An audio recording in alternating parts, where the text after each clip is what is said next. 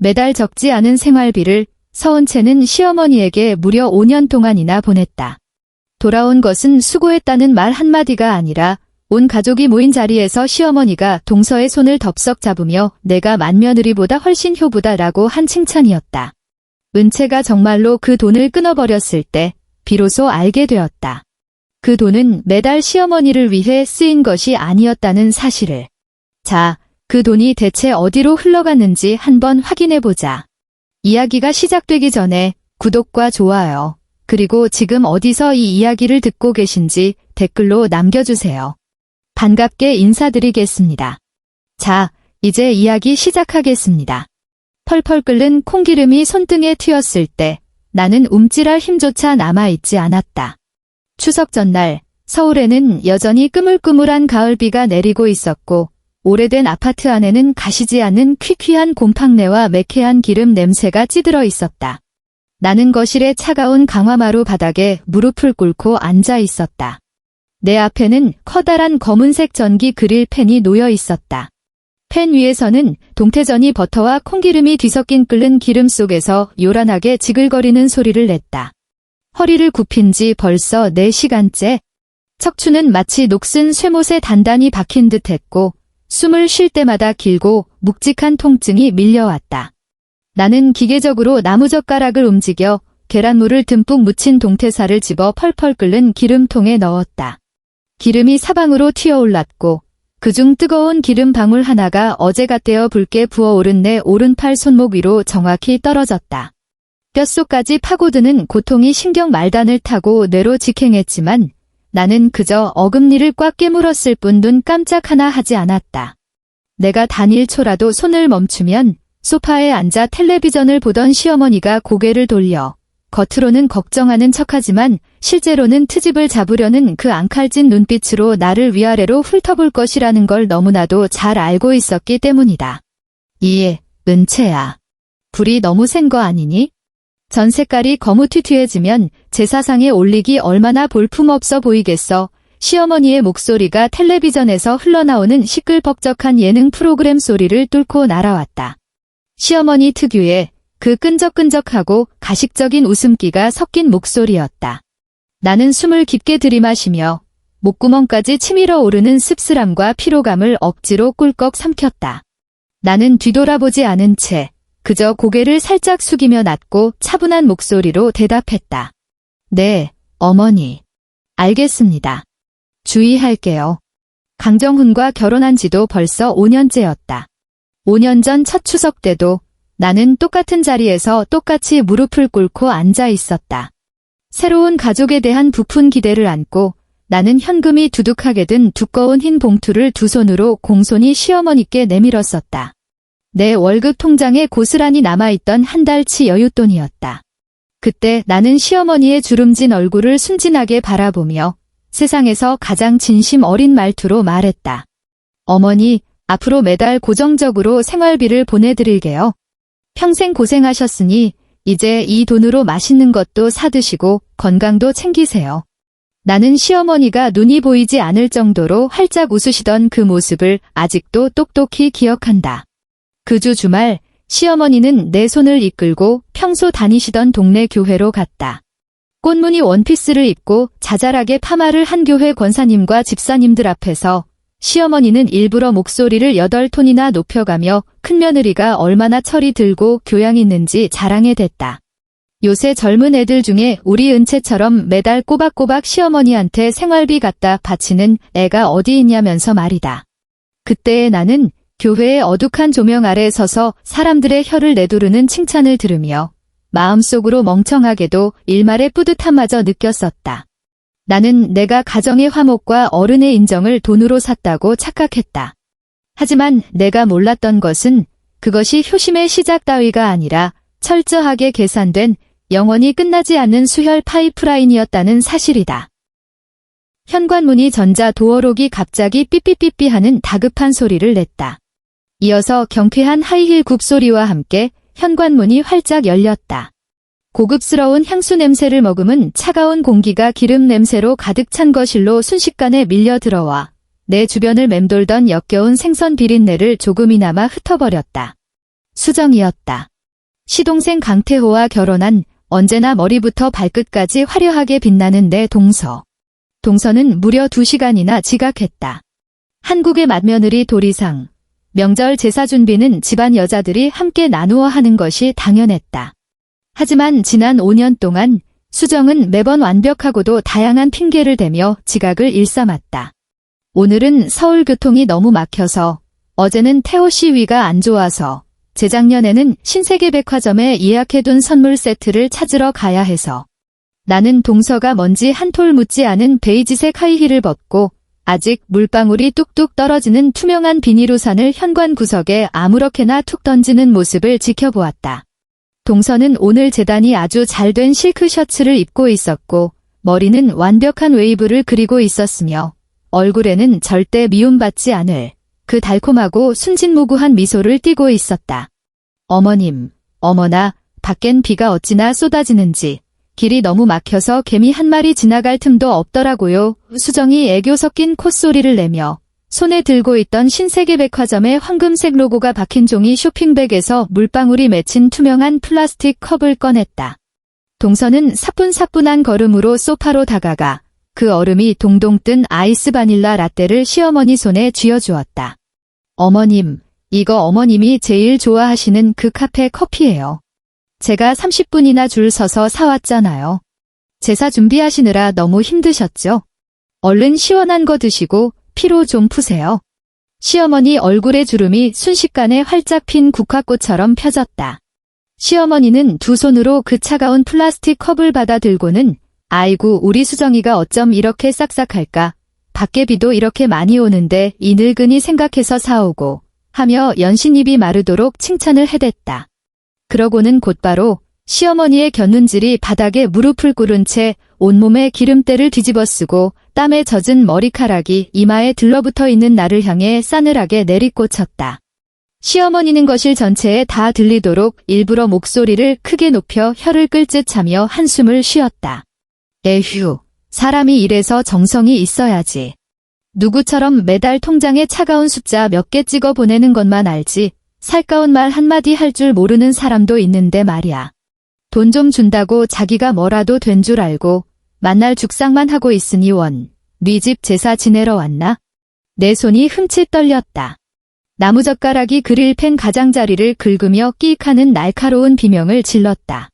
펄펄 끓는 기름통은 여전히 요동치고 있었지만 나는 내 온몸의 피가 이 순간 차갑게 얼어붙는 것을 느꼈다. 나는 이미 가장자리가 새까맣게 타버린 팬 위에 동태전을 뚫어지게 바라보았다. 등 뒤에서 들려오는 수정의 그 미세하고도 조롱 섞인 비웃음 소리에 위장이 격렬하게 뒤틀렸다. 시어머니가 나를 이렇게 모욕한 것은 이번이 처음이 아니었다. 바로 지난주 화요일, 내가 병원에서 야간 당직을 서고 있을 때였다. 갑자기 휴대폰 화면이 미친 듯이 번쩍거리기 시작했다. 가족 카카오톡 단톡방이었다. 나는 화면을 밀어 잠금을 해제했다.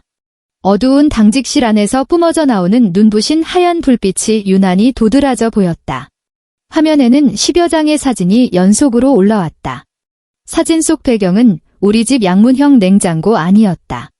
반찬이 담긴 밀폐 용기들은 하나같이 뚜껑이 열려 있었고 뚜껑들은 옆에 아무렇게나 널브러져 있었다. 이어서 시어머니가 보낸 긴 음성 메시지가 도착했다.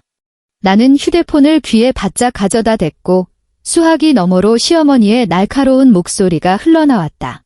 은채야, 너 이거 사람 먹으라고 둔 거니? 돼지 먹으라고 둔 거니? 이 김치는 쉰내가 진동을 하는데 어쩔 작정이냐? 너 우리 아들 이런 거 먹이면서 챙긴다고 유세 떨었니? 내가 진작부터 너희 집 현관문 비밀번호 영 못 믿어워서 오늘 특별히 와서 봐준 건데 결과가 이게 뭐냐? 냉장고 안이 이따위로 엉망진창인데 이게 어디 여자 있는 집구석이냐?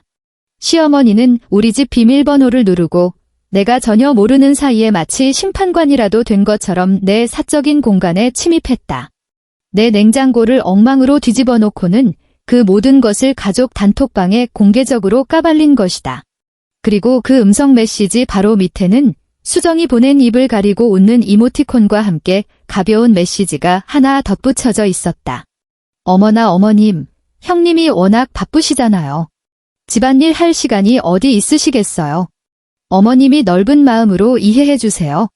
그날 밤 휴대폰을 쥐고 있는 내 손은 끝없이 떨렸다. 나는 정훈에게 전화를 걸었고 도저히 숨길 수 없는 떨림과 분노가 섞인 목소리로 따져 물었다. 도대체 왜 어머니가 우리 집 비밀번호를 알고 계시냐고. 전화기 너머의 정훈은 그저 짜증스럽다는 듯이 한숨을 푹 쉬었다. 그의 배경음으로는 키보드 두드리는 소리가 들려왔다. 은채야, 너 너무 예민하게 구는 거 아니야? 엄마가 우리 걱정돼서 오며 가며 들러서 좀 챙겨주신 게 뭐 어때서 그래? 날 낳고 키워주신 분인데 내 집에 들어오시면서 너한테 허락이라도 받아야 해? 사람을 왜 자꾸 그렇게 나쁘게만 몰아가? 걱정. 오며 가며. 그 두 단어는 마치 무딘 칼날처럼 내 가슴을 이리저리 찢어놓았다. 그게 정말 단순한 걱정이었다면 보름 전 카페에서 시어머니가 나를 압박하며 그 돈을 내놓으라고 했을 때는 대체 뭐였단 말인가? 추석을 앞둔 어느 주말이었다. 시어머니는 나를 아파트 단지 상가에 있는 카페로 불러냈다.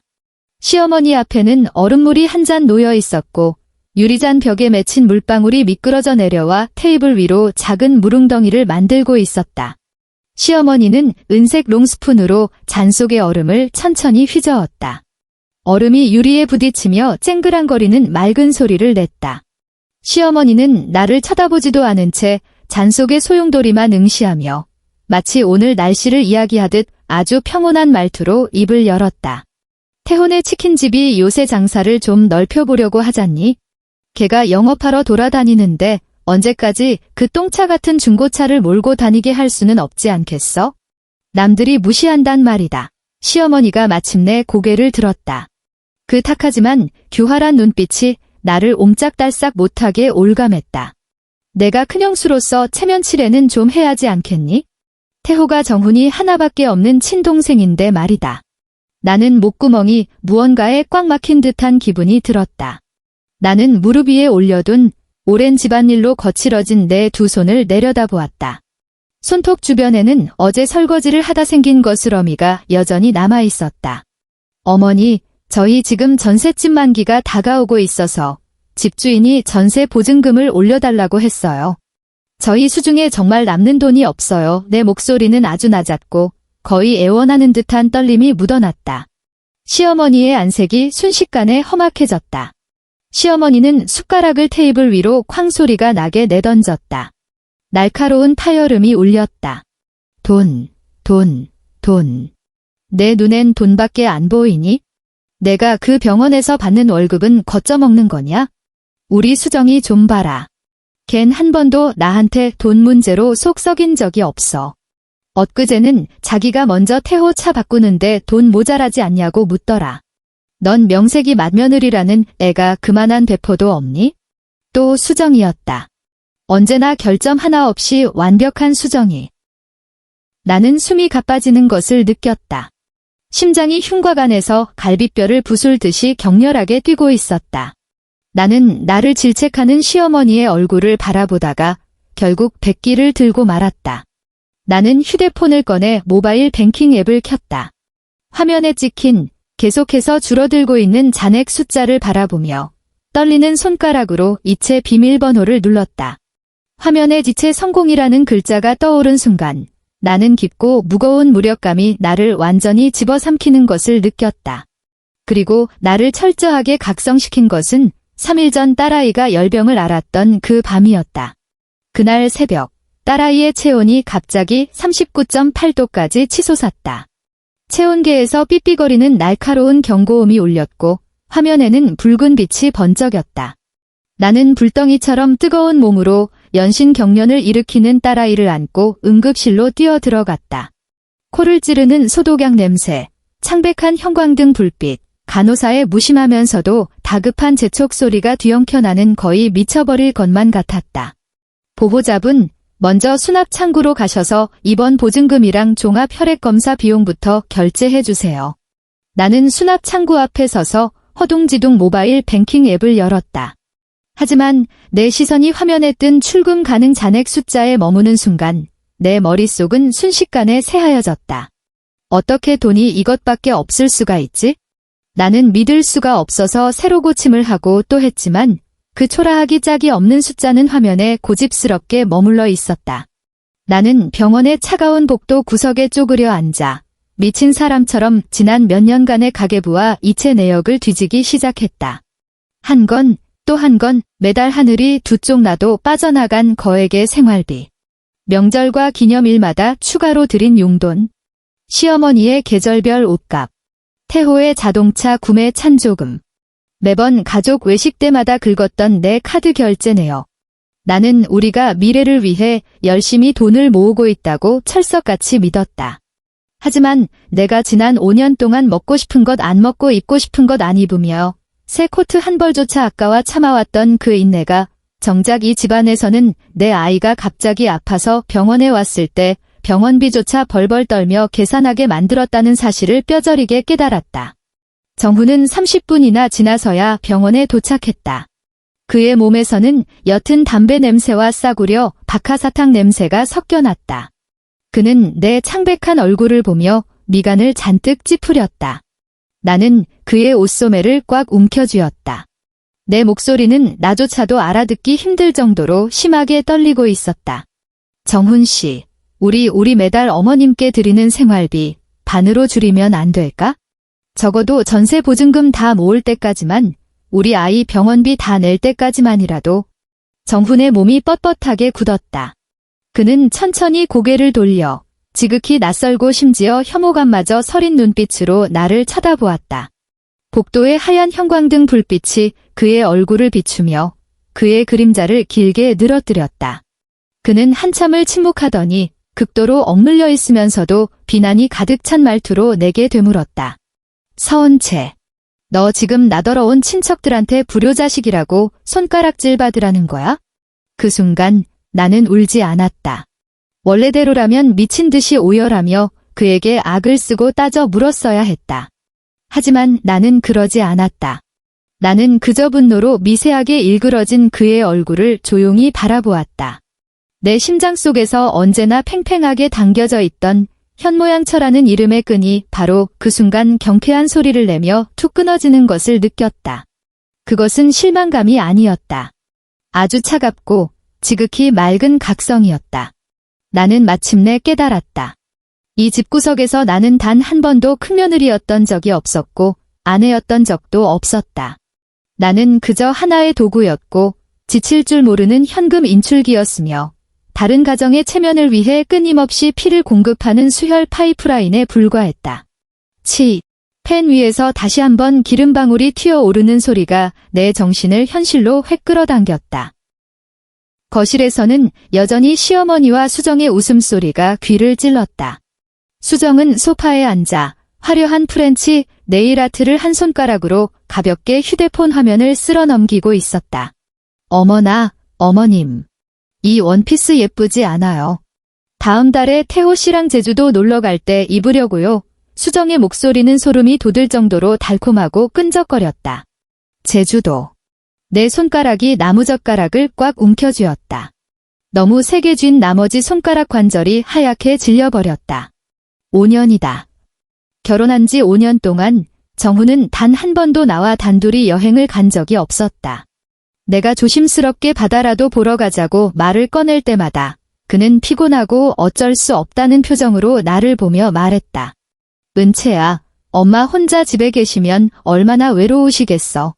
우리가 놀러 가면 노인의 마음이 얼마나 적적하시겠냐고. 장남네가 원래 짐을 더 짊어지는 거야? 더 짊어지는 거라. 나는 소파에서 숨 넘어가게 웃고 있는 시어머니를, 그리고 1년에 최소 2번은 제주도에 가고 온몸을 명품으로 휘감은 동서를 번갈아 보았다. 그랬구나. 시어머니는 외로움을 견디지 못하는 게 아니었다. 큰아들과 큰며느리가 자신을 위해 소처럼 일하지 않는 꼴을 못 보는 것뿐이었다. 이른바 짐을 더 짊어지는 것은 내 인생을 갈아 넣어 그들의 밑 빠진 독 같은 탐욕을 채워주는 것이었다. 나는 천천히 손에 쥐고 있던 나무젓가락을 내려놓았다. 젓가락이 펜 가장자리에 부딪히며 둔탁한 소리를 냈다. 나는 저려오는 무릎을 짚고 바닥에서 천천히 일어났다. 오랫동안 꿇어앉아 있었던 탓에 두 다리가 납덩이처럼 무거웠지만 나는 꼿꼿하게 섰다. 나는 기름때 묻은 손을 앞치마에 대충 쓱쓱 닦고는 앞치마 주머니 안으로 손을 집어넣었다. 내 손끝에 휴대폰의 차가운 금속 테두리가 닿았다. 나는 휴대폰을 꺼냈다. 화면이 켜지며 건조한 내 눈을 찔렀다. 나는 익숙하게 잠금을 풀고 지난 5년간 수없이 들여다보았던 모바일 뱅킹 앱을 켰다. 로그인, 이체 관리, 자동 이체 설정. 화면에는 너무나도 익숙한 이름이 선명하게 떠 있었다. 강순자. 매달 10일, 하늘이 두 쪽 나도 빠져나가던 거액의 돈. 나는 붉은색의 자동이체 해지 버튼을 노려보았다. 내 엄지손가락이 화면 위에서 멈칫했고 손끝은 미세하게 떨리고 있었다. 두려워서가 아니었다. 모든 것을 찢어버릴 듯한 극도로 억눌려 있던 흥분감 때문이었다. 나는 망설임 없이 그 버튼을 세게 눌렀다. 자동이체가 성공적으로 해지되었습니다.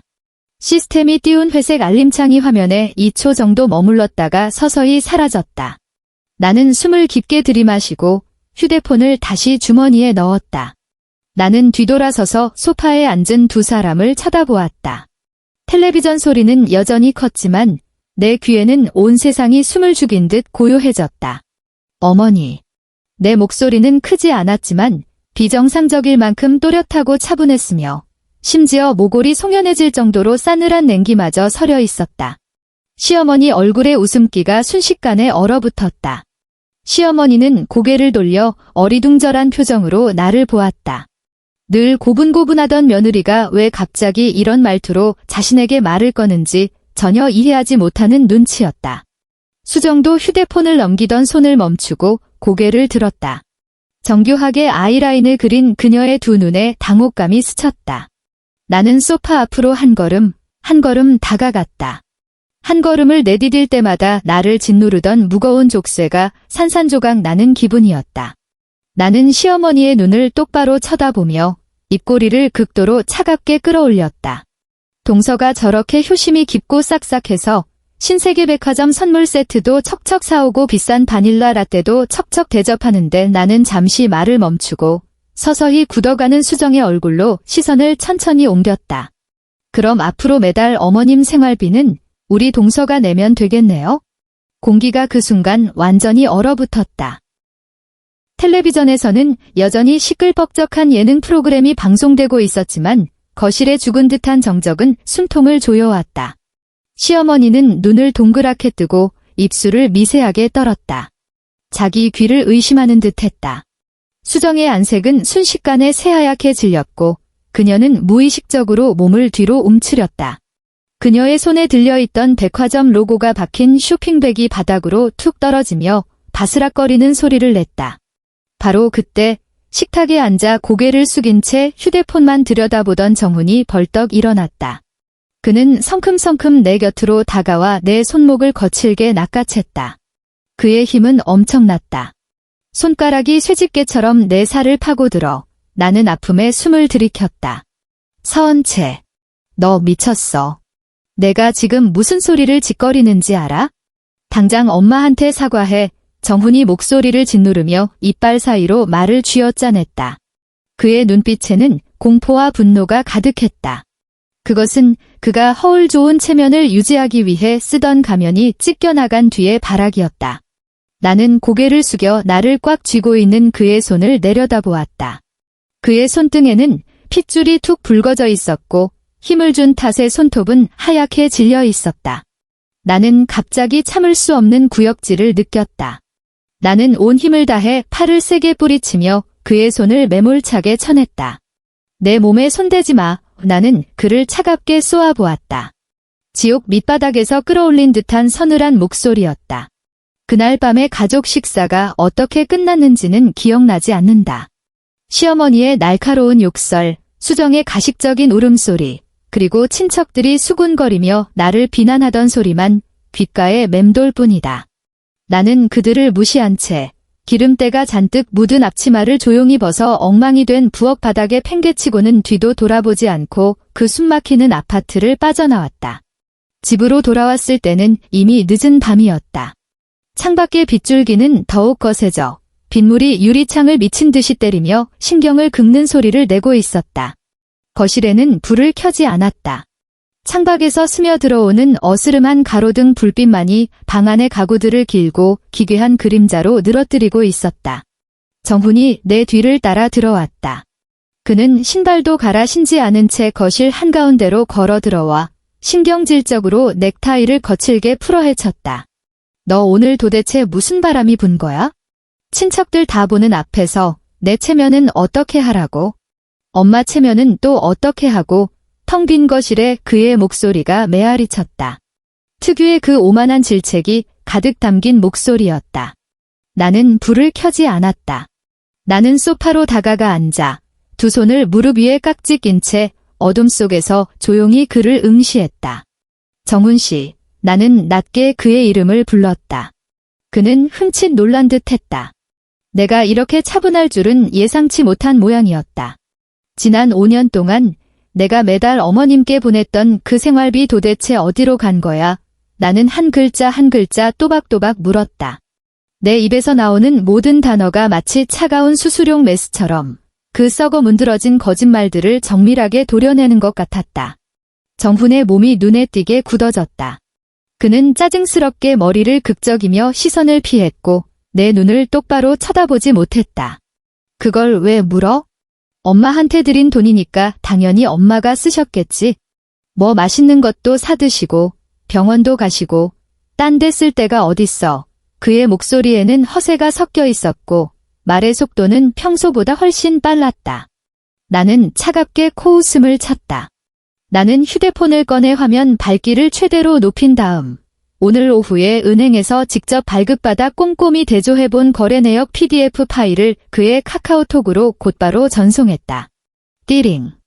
적막한 거실에 울려 퍼진 맑은 알림음이 유난히 귀에 거슬렸다. 열어봐. 나는 명령하듯 말했다. 정훈은 잠시 머뭇거리더니 결국 휴대폰을 꺼내 들었다. 휴대폰 화면에 미세한 불빛에 비친 그의 안색이 점점 잿빛으로 변해가는 것이 보였다. 그의 이마에는 송글송글 식은 땀까지 맺혀 있었다. 매달 10일, 내가 어머님 계좌로 돈을 이체했지. 그리고 11일, 어머님 계좌에서 거의 똑같은 금액이 태호 치킨이라는 사업자 계좌로 빠져나가더라고. 나는 그를 똑바로 바라보며 감정의 동요가 전혀 없는 목소리로 말했다. 마치 사형 선고문을 낭독하는 것 같았다. 5년이야. 꼬박 5년 나는 먹고 싶은 거 입고 싶은 거 다 참아가면서 심지어 내 딸 아플 때 쓸 병원비까지 벌벌 떨며 아꼈는데 당신들은 내 피 같은 돈으로 매년 적자만 내는 당신 동생 그 망해가는 똥구덩이를 메우고 있었던 거야. 정훈의 목젖이 힘겹게 꿀꺽 넘어갔다. 그는 입을 달싹거리며 무언가 반박하려 했지만 단 한 글자도 내뱉지 못했다. 그리고 또 하나 나는 자리에서 일어나 그에게 한 걸음씩 다가가며 그의 눈을 옥죄듯 쏘아보았다. 당신의 그 완벽하고 흠결 없는 재수씨, 수정동서. 그 여자가 지난 5년 동안 어머님한테 생활비 단돈 10원이라도 보낸 적 있어? 정훈의 동공이 완전히 풀려버렸다. 그는 풀썩 고개를 떨구었고 그의 어깨가 통제할 수 없을 정도로 덜덜 떨리기 시작했다. 은채야, 내 말 좀 들어봐. 그의 목소리는 사포에 긁힌 것처럼 쩍쩍 갈라져 있었다. 없지. 내 말이 맞지. 나는 그의 말을 자르고 입가에 잔인한 미소를 띄었다. 없는 정도가 아니라 동서가 우리 집에 올 때마다 들고 오던 그 알량한 체면 칠해용 선물들, 그 신세계 백화점 홍삼 세트, 그 비싼 바닐라 라떼, 그거 전부 다 어머님이 내가 준 돈으로 뒤에서 동서한테 쥐어준 거잖아. 내 말이 틀려? 정훈은 대답하지 않았다. 그는 마치 선고를 기다리는 사형수처럼 바닥만 뚫어지게 바라보고 있었다. 당신은 처음부터 다 알고 있었어. 나는 이 사실을 나지막이 읊조렸다. 질문이 아니라 확신에 찬 진술이었다. 이 한마디는 묵직한 망치가 되어 정훈의 등골을 무참히 내리쳤다. 그는 다리에 힘이 풀린 듯 그대로 소파에 주저앉아 버렸다. 그는 두 손으로 얼굴을 감싸쥐고 짐승처럼 고통스럽고 억눌린 신음을 토해냈다. 엄마도 어쩔 수 없었어. 정훈의 목소리가 손가락 틈 사이로 새어나왔다. 구역질이 날 정도로 비겁한 변명이었다. 태호네 장사가 계속 안 되니까 엄마가 태호 불쌍해서 그리고 수정이네 집안이 워낙 잘 사니까 엄마는 태호가 처가에서 기죽을까 봐. 나는 그 자리에 가만히 서서 내가 5년 동안 남편이라고 불렀던 이 남자를 내려다보았다. 그랬구나. 모든 억울함, 모든 분노, 모든 자괴감이 이 순간 가장 완벽하고도 가장 잔혹한 해답을 얻었다. 나의 5년간의 헌신은 첫날부터 단 한 번도 효심으로 취급받지 못했다. 나는 그저 눈이 가려진 채 맷돌을 돌리는 당나귀였을 뿐이고 그들 가족은 내가 피땀 흘려 갈아낸 것을 아주 당연하다는 듯이 나눠 먹고 있었던 것이다. 은채야의 정훈이 갑자기 고개를 들었다. 그의 두 눈은 핏발이 서서 시뻘겋게 충혈되어 있었다. 그는 손을 뻗어 내 옷자락을 붙잡으려 했다. 엄마 연세도 많으신데 이런 일로 충격받으시면 안 되잖아. 이번 일은 그냥 덮고 넘어가자, 응? 내가 약속할게. 앞으로는 너한테 생활비 내라는 소리 절대 안 할 테니까 우리 그냥 예전처럼 잘 살자. 내가 한 번만 눈 감아줘. 나는 애원하는 그의 얼굴을 그리고 허공에 뻗은 그의 손을 가만히 내려다보았다. 나는 아무 말도 하지 않았다. 나는 천천히 고개를 숙여 그의 손으로 시선을 옮겼다. 그의 약지에는 우리가 결혼할 때 맞췄던 백금 반지가 끼워져 있었다. 반지의 가장자리는 이미 닳고 긁혀 있었다. 마치 만신창이가 되어버린 우리의 결혼 생활처럼. 나는 그 반지를 노려보다가 천천히 내 오른손을 들어 올렸다. 나는 천천히 내 오른손을 들어 올렸다. 허공에 멈춰있는 달아빠진 결혼 반지를 낀 그의 손을 잡는 대신 나는 내 차가운 뺨 위로 내 손바닥을 가져다 댔다. 손끝에서 전해지는 온도는 섬뜩할 정도로 차가웠다. 마치 내 온몸의 피가 이 짧은 몇 시간 동안 남김없이 말라버린 것 같았다. 정훈 씨, 나는 손을 내리고 그의 어깨 너머로 빗물에 씻겨 흐릿해진 서울의 야경을 바라보았다. 당신에게 남은 시간은 딱 3일이야. 그는 멍하니 굳어버렸다. 핏발선 두 눈에 당혹감이 스쳤다. 내 말이 무슨 뜻인지 전혀 이해하지 못한 표정이었다. 나는 숨을 깊게 들이마셨다. 가슴속을 채우는 퀴퀴한 곰팡내와 그의 몸에서 풍기는 싸구려 담배 냄새가 뒤섞여 생리적인 구역질이 치밀어 올랐다. 나는 그의 두 눈을 똑바로 응시하며 한 글자 한 글자 힘주어 말했다. 당신이 남편으로서 내 편에 서서 지난 5년 동안 당신 엄마가 뒤로 빼돌린 내 돈을 단 1원도 빠짐없이 다 찾아오든가. 아니면 계속 그 잘난 효자 아들 노릇하면서 당신 엄마가 친 그 미친 사고를 당신이 다 떠안든가. 둘 중 하나만 선택해. 정훈의 목젖이 격렬하게 위아래로 요동쳤다. 그는 꼬리를 밟힌 고양이처럼 소파에서 벌떡 일어났고 그의 목소리는 찢어질 듯 날카롭게 갈라졌다. 그가 소리쳤다. 서은채, 너 미쳤어. 우리 친엄마야? 나보고 고작 돈 몇 푼 때문에 날 낳고 키워주신 어머니를 고소라도 하라는 거야? 나는 더 이상 그를 상대하지 않았다. 나는 뒤돌아서서 납덩이처럼 무거운 두 다리를 이끌고 안방으로 들어가 내 등 뒤로 묵직한 방문을 걸어 잠갔다. 찰칵하는 경쾌한 자물쇠 소리와 함께 문밖에서 들려오던 정훈의 거친 숨소리와 신경질적인 발걸음 소리가 완벽하게 차단되었다. 나는 차가운 문짝에 등을 기댄 채 조금씩 미끄러져 내려 결국 습기 때문에 살짝 들뜬 바닥에 주저앉고 말았다. 3일 그것이 내가 이 5년간의 황당한 결혼 생활에 남겨둔 마지막 예의였다. 하지만 나는 결국 강정훈이라는 남자의 알량한 자존심을 너무 높게 평가하고 말았다. 3일 뒤 해의 진력, 마침내 비는 그쳤지만 공기 중에는 여전히 숨막히는 습하고 찬 기운이 맴돌고 있었다. 나는 식탁 앞에 앉아 정훈이 현관문을 열고 들어오는 모습을 지켜보았다. 그의 양어깨는 축 처져 있었고 양복 재킷 밑단에는 진흙이 몇 군데 튀어 있었으며 온몸에서는 역겨울 정도로 진한 소주 냄새가 진동했다.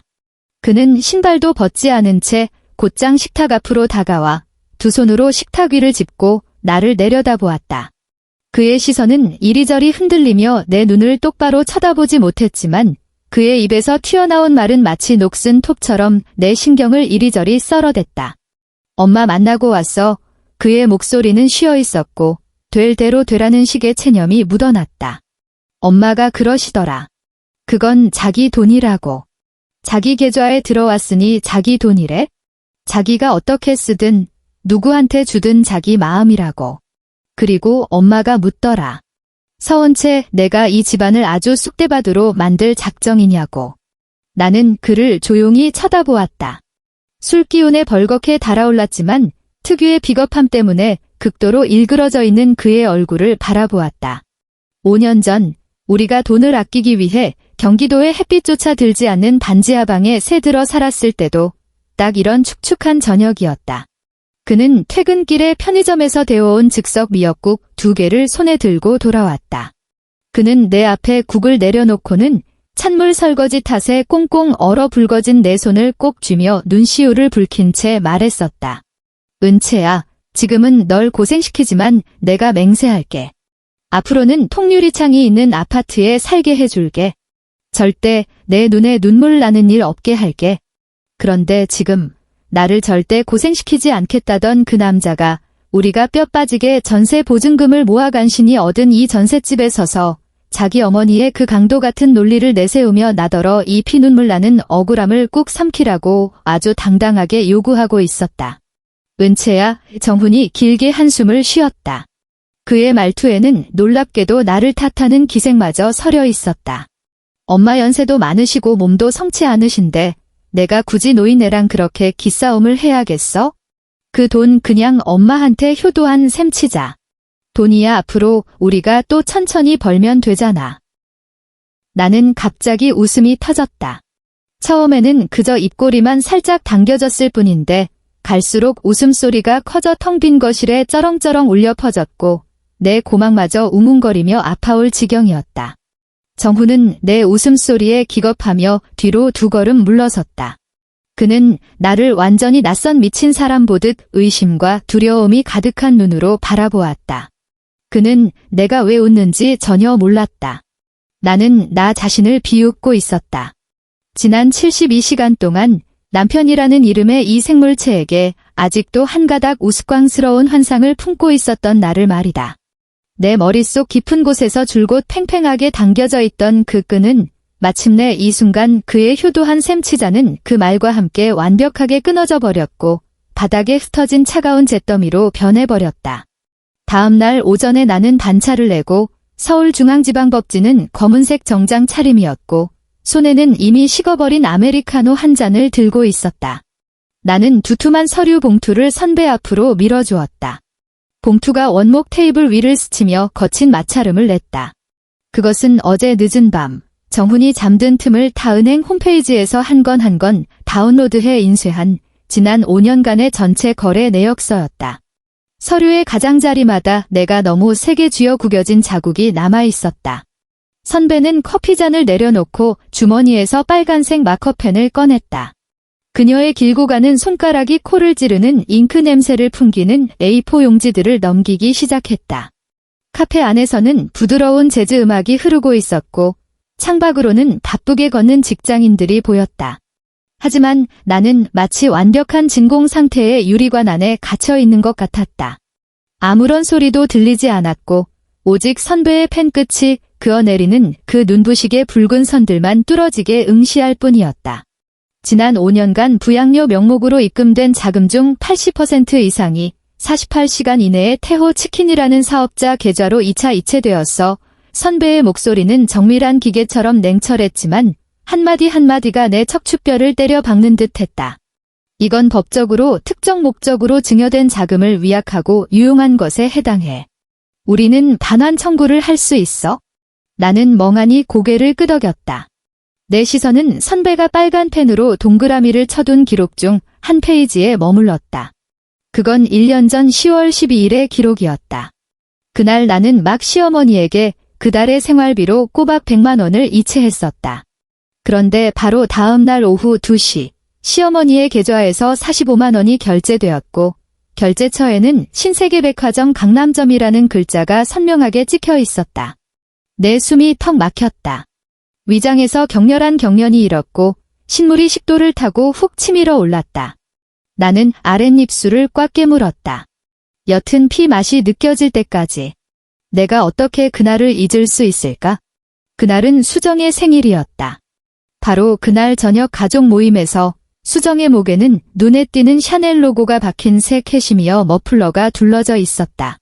그녀는 콧소리를 내며 시어머니의 팔짱을 끼고는 모두 앞에서 어머니가 특별히 백화점에 가서 직접 골라주신 생일 선물이라며 자랑을 늘어놓았었다. 그때 시어머니가 뭐라고 했던가? 시어머니는 두 눈이 일자가 되도록 활짝 웃으며 수정의 손등을 토닥이고는 이렇게 말했다. 우리 수정이가 이렇게 예쁜 짓만 하는데 시어미가 머플러 하나 사주는 게 대수겠니? 그리고 나는 그때 앞치마를 두르고 부엌 싱크대 앞에 서서 찬물에 꽁꽁 언 붉은 손으로 온 가족이 먹다 남긴 기름진 그릇들을 닦고 있었다. 나는 심지어 속으로 몰래 자책하기까지 했다. 내가 맏며느리로서 아직 부족한 게 많아서 어머니가 동서를 더 예뻐하시는 걸까 하고 말이다. 알고 보니 수정의 목에 둘러져 있던 그 고부간의 끈끈한 정을 상징하는 비싼 머플러는 내가 밤을 새워 당직을 서고 커피 한 잔 사 마시는 것조차 아까워하며 벌어들인 피 같은 내 돈으로 산 것이었다. 은채야, 선배가 내 이상한 낌새를 눈치채고 테이블을 가볍게 두드렸다. 나는 화들짝 정신을 차렸다. 나는 내 앞에 놓인 차가운 얼음물 잔을 들어 올려 고개를 젖히고 그 뼈가 시리도록 차가운 액체를 단숨에 들이켰다. 얼음물이 식도를 타고 위장으로 흘러 들어가며 속에서 끓어오르던 구역질을 강제로 짓눌러 버렸다. 그리고 그 자리에 지극히 맑고 잔인할 정도로 차가운 냉정함이 찾아들었다. 선배, 나는 유리잔을 내려놓았다. 잔 밑바닥이 테이블에 부딪히며 탁하는 경쾌하고 둔탁한 소리를 냈다. 내용 증명 하나 작성해줘요. 단 1원도 빠짐없이 다 받아낼 거예요. 로펌에 붉은 직인이 찍힌 그 내용 증명 우편은 이틀 뒤 오후 마포구에 있는 시어머니의 아파트로 배달되었다. 나는 그때 병원 약국에서 처방전을 확인하고 있었다. 의사 가운 주머니에 넣어둔 휴대폰이 갑자기 미친 듯이 연달아 진동하기 시작했다. 그 진동이 어찌나 격렬한지 얇은 천을 격해 허벅지에 바짝 붙어있는 느낌이 마치 우리에 갇혀 죽기 살기로 발버둥 치는 짐승 같았다. 나는 하던 일을 멈추고 숨을 깊게 들이마신 뒤 주머니 속으로 손을 집어넣었다. 손끝에 금속 테두리가 닿는 순간 나는 너무 힘을 준 나머지 내 손가락 관절이 하얗게 질려버린 것을 느낄 수 있었다. 휴대폰을 꺼내 화면이 켜지는 순간 눈부신 하얀 불빛에 잠시 눈이 시큰거렸다. 화면 위쪽 사랑하는 강신의 가족이라는 이름의 카카오톡 단톡방 아이콘 오른쪽 위로 빨간색 안 읽음 메시지 숫자가 소름 끼치는 속도로 미친 듯이 올라가고 있었다. 10개, 20개, 50개. 나는 미세하게 떨리는 엄지손가락으로 화면을 밀어 단톡방에 들어갔다. 가장 먼저 눈에 들어온 것은 시어머니가 연속으로 보낸 10여 개의 60초짜리 음성 메시지 폭탄이었다. 그 노란색 말풍선들 사이사이에는 사진 몇 장이 끼어 있었다. 사진 속에는 정갈하게 제본된 내용 증명 서류가 갈기갈기 찢겨 흠집투성이인 것일 바닥에 널브러져 있었다. 나는 첫 번째 음성 메시지를 재생했다. 수화기 너머로 즉시 시어머니의 히스테릭한 비명이 터져나왔다. 그 소리가 어찌나 컸던지 내 옆에서 약을 짓고 있던 동료조차 흠칫 놀라 고개를 돌리며 이상하다는 눈빛으로 나를 쳐다볼 정도였다. 서은채, 이 몹쓸 년. 내가 감히 나한테 내용 증명을 보내? 내가 시어미를 아주 말려 죽이려고 작정을 했구나. 법원 사람들이 우리 집 문짝에 빨간 딱지라도 붙여야 내 속이 시원하겠냐? 내가 전생에 무슨 죄를 지어서 너같이 독사 같은 년을 며느리로 들였을꼬. 이어서 두 번째, 세 번째 메시지가 쏟아졌다. 내 똑똑히 말하는데 내 돈 단 한 푼도 뺏어갈 생각 마라. 그건 내 돈이야. 이 불효막심한 독한 년, 내가 널 무서워할 줄 알아? 내가 당장 너희 병원 쫓아가서 다 뒤집어 엎고 내가 어떤 년인지 사람들한테 다 까발려 버릴 테니까. 이런 소나기 같은 폭격이 이어지자 평소 명절에나 이모티콘이나 띡띡 보내던 친척들이 마치 피냄새를 맡은 상어떼처럼 너도 나도 튀어나오기 시작했다. 큰고모님이 긴 글을 남겼다. 은채야, 이건 내가 잘못한 거다. 세상천지의 며느리가 시어머니를 법정에 세우는 법이 어디 있니?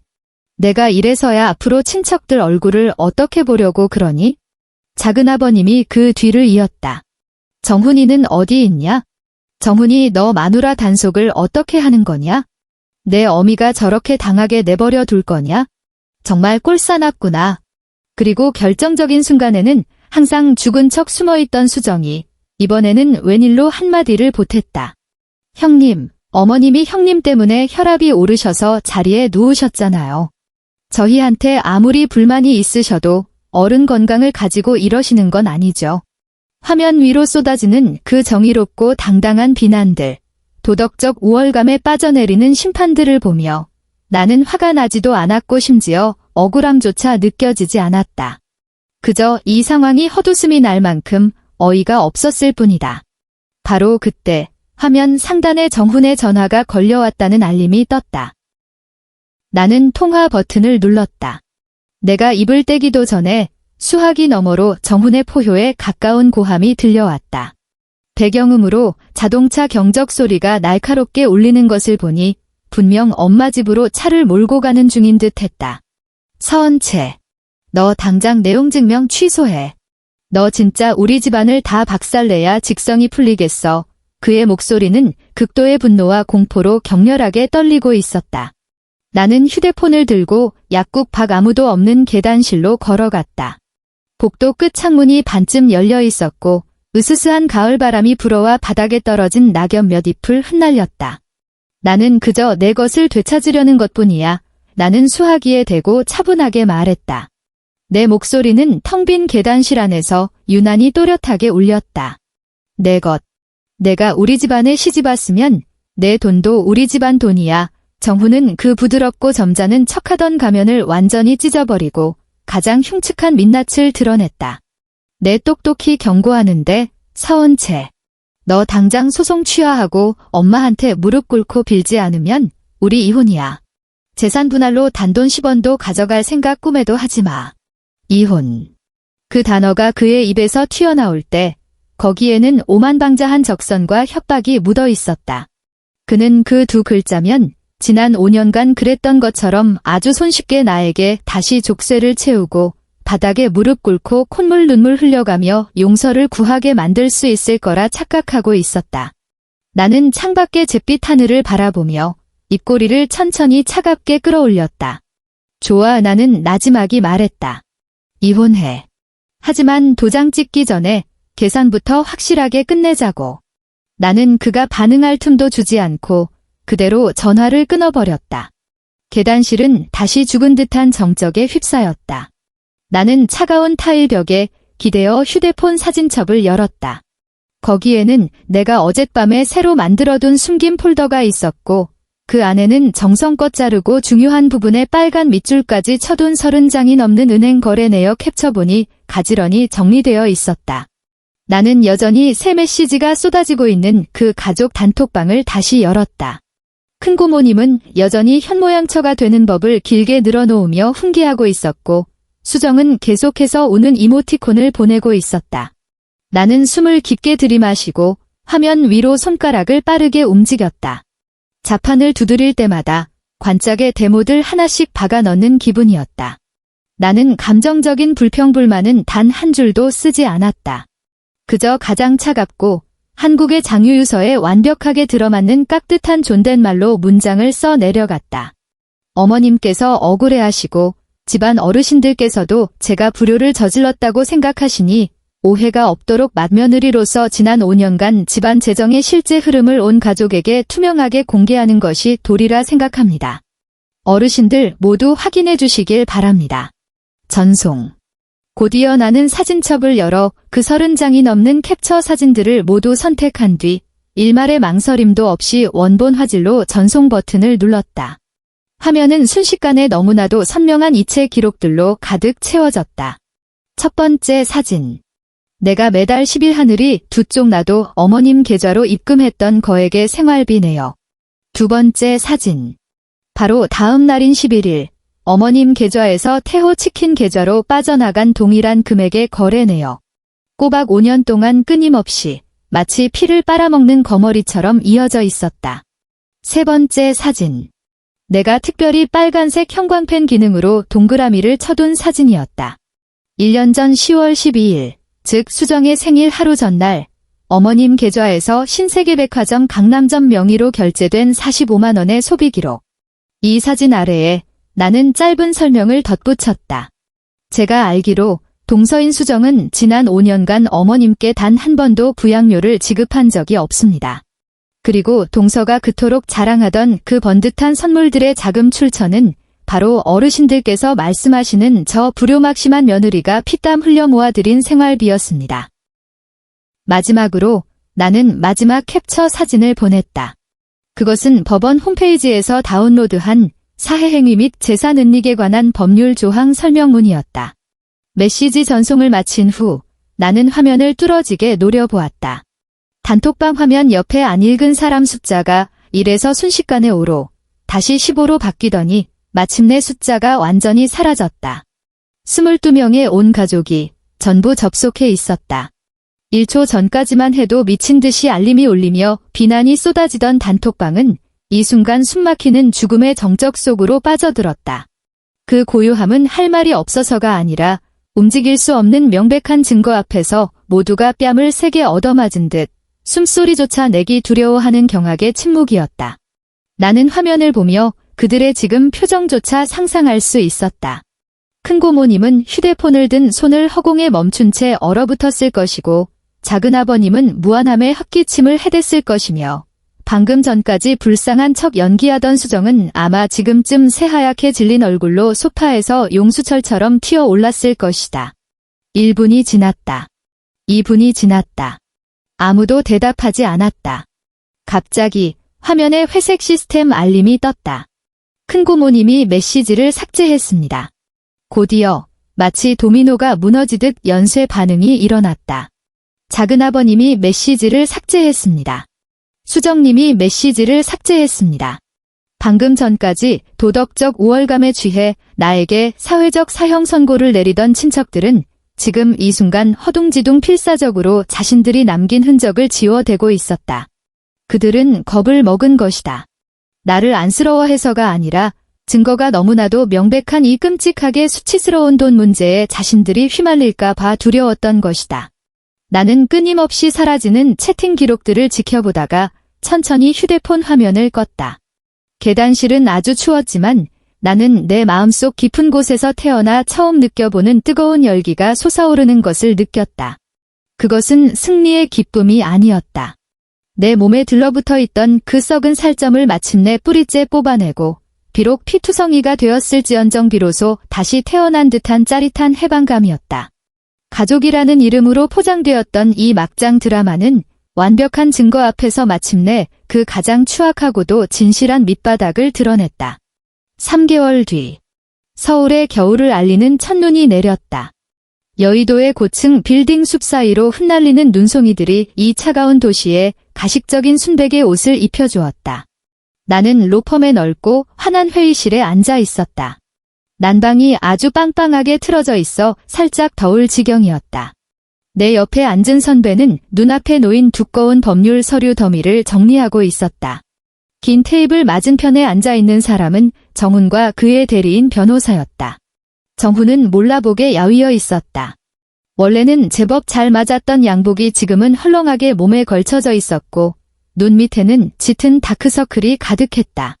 지난 3개월 동안 그는 마치 10년은 늙어버린 듯 했다. 그 계좌 내역서가 가족 단톡방에 폭로된 이후 겉보기에는 철옹성 같았던 그 고부 동맹은 돈이라는 시험대 위에서 단 일주일 만에 모래성처럼 무너져 내렸다. 나중에 시댁과 먼 친척버린 병원 수간호사에게서 개인적으로 전해 들은 이야기가 있었다. 거래 내역이 폭로된 바로 다음 날 시어머니는 분통을 터뜨리며 수정에게 전화를 걸어 둘째 며느리로서 앞으로 매달 생활비를 도맡아야 한다고 아주 뻔뻔하게 요구했다고 한다. 수정은 첫 달에 꼴랑 5만 원을 대충 이체했다. 그 돈으로는 백화점 가서 홍삼 2박스를 사기에도 턱없이 부족했다. 둘째 달, 시어머니가 전화를 걸었지만 곧바로 음성 사서함으로 넘어갔다. 셋째 달이 되자 시어머니는 결국 태호의 치킨집으로 쳐들어가 카운터에서 장부를 정리하던 수정을 붙잡았다. 두 사람은 가게 손님들이 다 보는 앞에서 대판 싸웠다. 평소 그렇게 달콤하고 순진무구하던 수정의 목소리는 그 순간 세상에서 가장 표독스럽고 날카롭게 변했다. 수정은 시어머니의 얼굴에 삿대질을 하며 쏘아붙였다. 어머님, 부양료는 강씨 집안 두 아들이 알아서 할 문제지. 왜 남의 식구인 저더러 내라고 하세요? 태호 씨 장사도 안 돼서 죽겠는데 어머님이 자꾸 이렇게 사람 피 말리게 하시면 저희 그냥 가게 접고 서울역 지하도로 나앉을 수밖에 없어요. 그 순간에야 비로소 시어머니는 그 아수라장 속에서 제대로 깨달았을 것이다. 자신이 그토록 자랑스러워하던 그 싹싹하고 속 깊은 작은 며느리가 지난 5년간 바쳤던 효도라는 게 전부 자기 주머니에서 단돈 10원도 꺼내지 않는다는 전제하에 만들어진 것이었음을. 막상 진짜 돈 문제가 얽히자 그 달콤했던 말들은 순식간에 독을 바른 비수가 되어 돌아왔다. 서원채 씨, 정훈 측 변호사가 회의실의 침묵을 깨며 합의서 한 부를 내 앞으로 밀어주었다. 이것은 혼인 유지 기간 동안의 재정 분리 및 부양료 투명화 합의서 최종본입니다. 확인해 보시죠.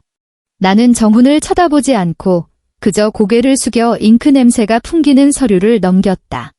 지난 3개월 동안 정훈은 수없이 발버둥을 쳤다. 아이를 핑계로 나를 붙잡으려 했고 무릎까지 꿇어가며 횡령된 자금에 대한 반환 청구를 취하해달라고 애원했다.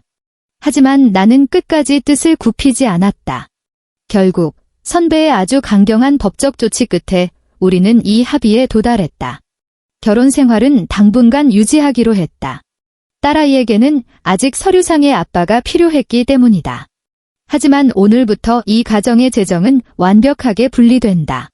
정훈은 자신의 급여 계좌에서 일정 비율을 떼어 어머니 부양료로 사용해야 하며 그 금액과 최종 사용처에 대해서는 매달 은행 직인이 찍힌 거래 내역서를 나에게 제출해야 한다.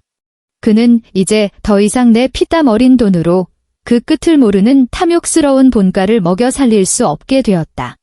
나는 테이블 위에 검은색 펜을 집어들고 뚜껑을 열었다. 펜촉이 종이에 닿는 순간 나는 참으로 오랜만에 홀가분함을 느꼈다. 나는 내 이름을 서명한 뒤 합의서를 다시 밀어주었다. 정훈은 그 합의서를 보며 펜을 쥐기 힘들 정도로 손을 덜덜 떨었다. 그는 힘겹게 서명을 마친 뒤 갑자기 고개를 들어 나를 쳐다보았다. 그의 눈빛에는 죄책감도 반성도 없었다. 오직 무거운 짐을 내려놓은 듯한 허탈감뿐이었다. 은채야, 그가 마른 침을 꿀꺽 삼키더니 갈라진 목소리로 물었다. 합의서에 도장 찍었으니까 이제 엄마한테는 변명할 거리가 생겼겠지? 펜을 쥐고 있던 내 손이 멈칫했다. 나는 비겁함과 이기심으로 점철된 그의 얼굴을 바라보며 갑자기 모든 것이 지독하게 허무해졌다.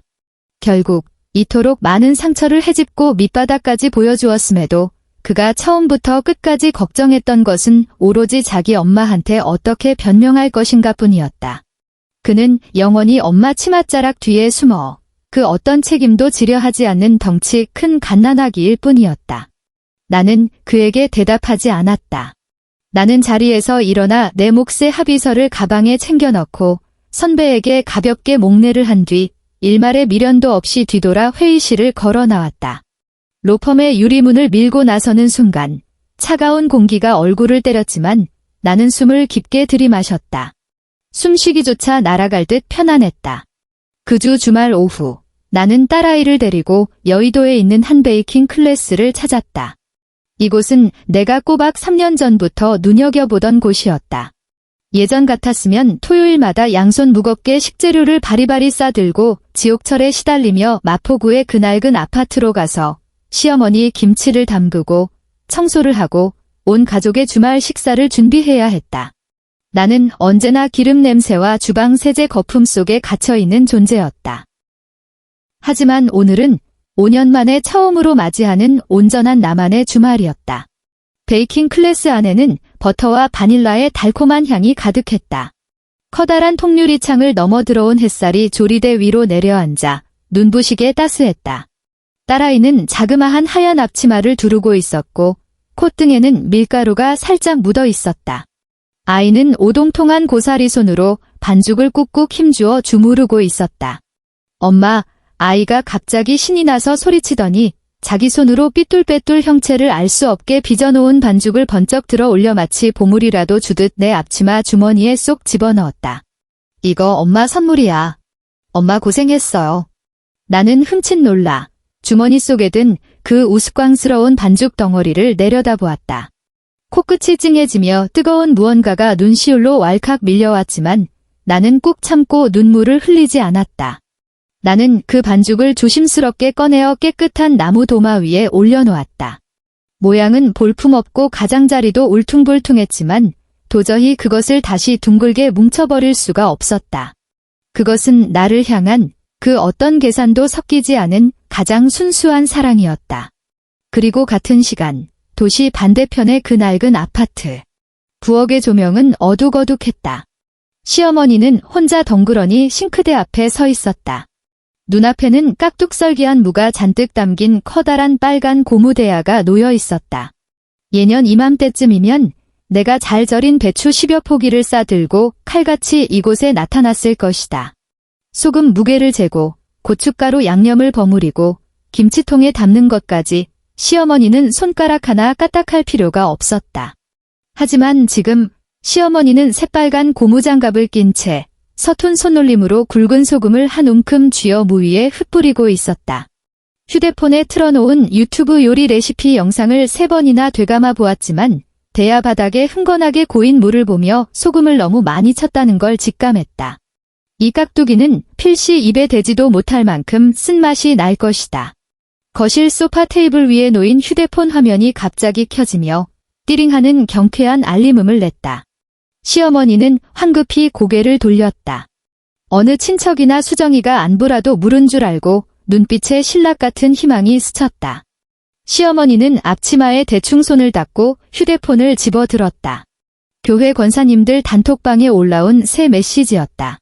김 집사님, 다음 주 화요일에 강남 쪽에 브런치 카페 새로 오픈했다는데 다 같이 가서 맛이나 볼까요? 시어머니가 좋아요. 마침 저도 시간 나요라고 답장을 쓰려던 찰나 그 메시지 밑으로 다른 사람이 덧붙인 말이 눈에 들어왔다. 어머, 강 집사님은 부르지 말자고요. 요새 집안에서 돈 문제로 난리가 났다지 뭐예요? 큰며느리가 은행 거래 내역까지 싹 다 까발렸대요. 괜히 우리까지 엮여서 재수 옴붙을라. 시어머니의 손이 허공에 멈췄다. 화면 위에 뜬 그 눈의 가시 같은 글자들을 그리고 단톡방에 다른 사람들이 너도 나도 맞아요. 맞아 하며 맞장구 치는 모습을 멍하니 바라보았다. 가슴속에 차가운 돌덩이가 콱 박힌 듯 숨이 턱 막혀왔다. 그 계좌 내역서가 친척들 사이에 쫙 퍼진 이후 그 소문은 전염병처럼 순식간에 교회에까지 번졌다. 예전에는 입이 마르도록 참복도 많으셔라며 철든 맏며느리를 두어 부럽다던 교인들은 이제 시어머니를 볼 때마다 마치 역병 환자라도 피하듯 멀찍이 돌아갔다. 이제 아무도 그녀에게 커피 한잔하자고 하지 않았고 아무도 그녀의 자랑을 들어주지 않았다. 이 춥디 추운 겨울날 그녀는 결국 홀로 덩그러니 남아 소금에 절여져 쓴맛이 나는 그 깍두기 대야를 지키며 끝없는 정막 속에서 자신이 낳은 그 쓰디쓴 결과를 천천히 씹어 삼켜야만 했다. 서원채는 5년이라는 시간을 바쳐 계좌 이체로 가족이라는 자리를 사려 했다. 강순자는 5년이라는 시간 동안 큰며느리의 희생을 당연한 조공으로 여겼고 그 조공이 끊기고 나서야 입에 발린 소리만 하던 작은 며느리가 쌀 한 포대조차 들고 올라와 주지 않는다는 사실을 깨달았다. 때로는 누군가가 당신을 위해 기꺼이 돈을 쓰는 것이 당신에게 빚을 져서가 아니라 당신을 진짜 가족으로 여기기 때문이다. 그 사람을 당신 손으로 밀어내고 나서야 뒤를 돌아보면 곁에는 아무도 남아있지 않게 된다. 당신 주변에도 이렇게 당신을 당연하게 소모하는 사람이 있나요? 댓글 창에서 당신의 이야기를 들려주세요.